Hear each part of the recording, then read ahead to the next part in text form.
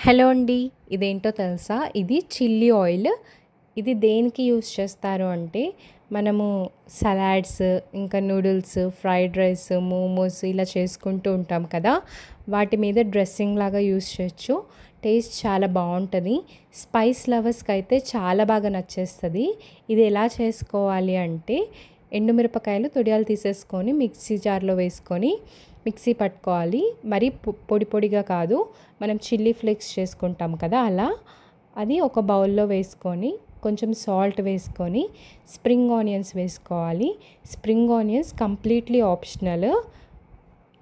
తర్వాత వెల్లుల్లి, అల్లం చిన్న చిన్నగా తరుక్కొని వేసుకోవాలి వాటిని కూడా. తర్వాత నువ్వులు కూడా వేసుకోవాలి. ఈ బౌల్‌ని పక్కకు పెట్టేసి ఇప్పుడు స్టవ్ మీద ఒక పాన్ పెట్టుకొని కొంచెం ఆయిల్ వేసుకొని ఆయిల్‌ని వేడి చేసుకోవాలి. ఆయిల్ వేడయ్యాక స్టవ్ ఆఫ్ చేసేసి మనం పక్కకు పెట్టుకున్న బౌల్‌లో ఈ వేడి వేడి ఆయిల్ అనేది వేసుకోవాలి.